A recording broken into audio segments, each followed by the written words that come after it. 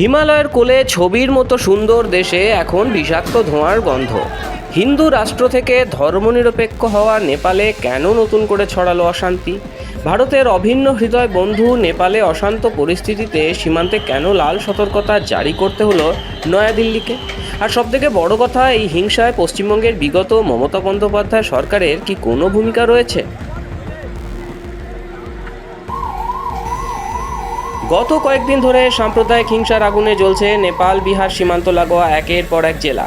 শুনতে নেপাল হলেও হিংসা কবলিত এলাকার দূরত্ব পশ্চিমবঙ্গ থেকেও তেমন বেশি নয়, মেরে কেটে ৮০ কিলোমিটার। গত ৩০শে জুন দক্ষিণ নেপালের সুনসারি জেলার দেওয়ানগঞ্জের কাপ্তানগঞ্জে শ্রাবণ মাসের জলযাত্রীরা ডিজে বাজিয়ে কোশি নদীতে জল আনতে যাচ্ছিলেন। তখন লাউডস্পিকার বাজানো ও পতাকা বাঁধায় আপত্তি জানান স্থানীয় মুসলিমরা। এ নিয়ে দুপক্ষের মধ্যে বচসা থেকে অশান্তি শুরু হয়। কয়েক ঘন্টার মধ্যে সেই অশান্তি দাবানলের মতো ছড়িয়ে পড়ে সিরাহা, ধনুষা, সপ্তরি এবং ভারতের বিহার সীমান্ত সংলগ্ন পারসা ও মহত্তরি জেলায়। হিংসা এমন পর্যায়ে পৌঁছায় যে জনকপুর ও বীরগঞ্জের মতো শহরে ভাঙচুর, অগ্নিসংযোগ এবং বোমাবাজির ঘটনা ঘটে। পরিস্থিতি নিয়ন্ত্রণে আনতে সেনা মোতায়েন করতে হয় বালেন্দ্র শাহের সরকারকে, জারি করতে হয় অনির্দিষ্টকালের জন্য কারফিউ। পরিস্থিতি নিয়ন্ত্রণে ড্রোন দিয়ে চলছে আকাশপথের নজরদারি।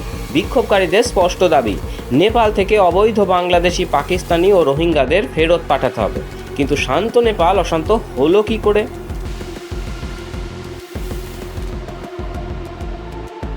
উত্তর লুকিয়ে রয়েছে গত ২ দশক ধরে নেপালের জনবিন্যাস বা ডেমোগ্রাফির পরিবর্তনের মধ্যে। নেপালে ২০০১ এবং ২০২১ সালে সরকারি আদমশুমারির তথ্য বিশ্লেষণ করলে এক চাঞ্চল্যকর সত্য সামনে আসে। ২০০১ সালে নেপালের তরাই ও বিহার সীমান্ত সংলগ্ন জেলাগুলিতে হিন্দু জনসংখ্যা ছিল প্রায় ৮৫ থেকে ৮৮%। ২০২১ সালে তা কমে দাঁড়িয়েছে ৭৮ থেকে ৮০%। অন্যদিকে ২০০১ সালে যেসব সীমান্তবর্তী জেলায় মুসলিম জনসংখ্যা ছিল ১০ থেকে ১২%-এর মধ্যে, ২০২১ সালে তা বৃদ্ধি পেয়ে রৌথাট, পারসা, মহত্তরি ও বাডা জেলায় ১৫ থেকে ২০% ছাড়িয়ে গিয়েছে। আশ্চর্যের বিষয় হলো, এই একই চিত্র দেখা গিয়েছে নেপাল সীমান্ত লাগোয়া বিহারের সীমাঞ্চল এলাকাতেও। কিষানগঞ্জ, কাটিহার, পূর্ণিয়া এবং আড়ারিয়া, এই ৪ জেলায় বিগত ২ দশকে জনবিন্যাস অবিশ্বাস্য গতিতে বদলে গিয়েছে। গত বছর বিহার বিধানসভা নির্বাচনে সীমাঞ্চলের জনবিন্যাস পরিবর্তন অন্যতম ইস্যু হয়ে উঠেছিল। ভোটের ফল প্রকাশ হলে দেখা যায়, একটি আসন ছাড়া পশ্চিমবঙ্গ সীমানা লাগোয়া বিহারের সবকটি বিধানসভা আসনে জয়ী হয়েছে আসাদ উদ্দিন ওয়েসির AIMIM প্রার্থীরা। সীমান্তের দুই পারে দুই দেশের জনবিন্যাস পরিবর্তনে এই মিল কি কাকতালীয়, নাকি এর পেছনে রয়েছে সুপরিকল্পিত নকশা? ভৌগোলিক দিক থেকে নেপালের এই হিংসা কবলিত তরাই অঞ্চল কিন্তু পশ্চিমবঙ্গ থেকে খুব দূরে নয়। পশ্চিমবঙ্গের শিলিগুড়ি বা উত্তর দিনাজপুর থেকে নেপালের মেচি নদী ও কাঁকড়ভিটার দূরত্ব মাত্র কয়েক কিলোমিটারের। দুর্গম পাহাড় নয়, বরং তরাইয়ের সমতল ভূপ্রকৃতি এবং ভারত ও নেপালের উন্মুক্ত সীমানার জেরে ভারত থেকে নেপালে অনুপ্রবেশ করা যায় অনায়াসে। অর্থাৎ কোনোভাবে ভারতে ঢুকে পড়তে পারলে নেপালে পৌঁছতে তেমন বেগ পেতে হয় না অনুপ্রবেশকারীদের। ভারত নেপাল সীমান্তের এই চরিত্রকে অত্যন্ত ভালোভাবে ব্যবহার করেছে বাংলাদেশি অনুপ্রবেশকারীরা। নেপাল ও বিহারের সীমাঞ্চলের জনবিন্যাসের এই আশঙ্কাজনক পরিবর্তনের নেপথ্যে সবচেয়ে বড় অনুঘটক হিসেবে উঠে আসছে পশ্চিমবঙ্গের ভূমিকা। আর এর পেছনে রয়েছে প্রাক্তন মুখ্যমন্ত্রী মমতা বন্দ্যোপাধ্যায়ের চরম তোষণের রাজনীতি। ভোট ব্যাংকের স্বার্থে পশ্চিমবঙ্গে বছরের পর বছর ধরে বেআইনি বাংলাদেশি অনুপ্রবেশকে মদদ দিয়েছেন মমতা বন্দ্যোপাধ্যায় এবং তার সাঙ্গপাঙ্গরা। পশ্চিমবঙ্গকে পশ্চিম বাংলাদেশ বানানোর গোটা ব্লুপ্রিন্ট তৈরি করে ফেলেছিলেন তারা, যার জেরে পশ্চিমবঙ্গ পরিণত হয়েছিল অবৈধ অনুপ্রবেশকারীদের নিরাপদ স্বর্গে। আন্তর্জাতিক সীমান্ত টপকে অনুপ্রবেশকারীরা সহজেই পশ্চিমবঙ্গে ঢুকে পড়ত এবং তোষণ রাজনীতির ছত্রছায়ায় দ্রুত তৈরি করে ফেলে ভুয়ো নথিপত্র।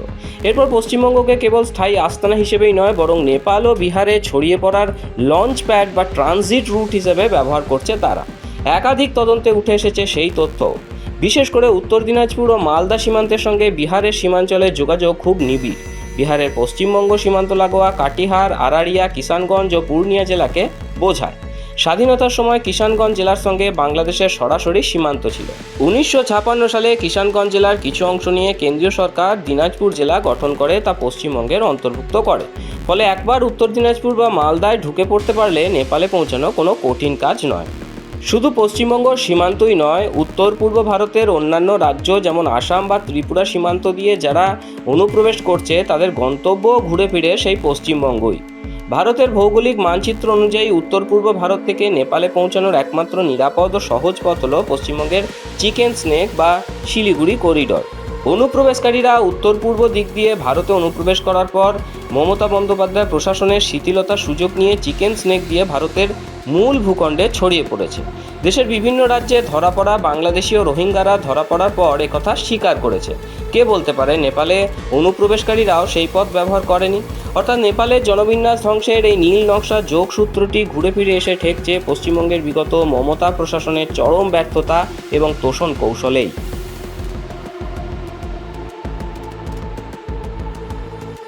নেপালের এই অশান্তিকে কেবল একটি দেশের আভ্যন্তরীণ ঘটনা বলে ভাবলে ভুল হবে। বরং এতে স্পষ্ট শুধু ভারত নয়, চিকেন নেক লাগোয়া নেপালেও চলছে পরিকল্পিত জনবিন্যাস পরিবর্তন। ফলে নেপালের এই হিংসায় উদ্বিগ্ন হওয়ার কারণ রয়েছে নয়াদিল্লিরও।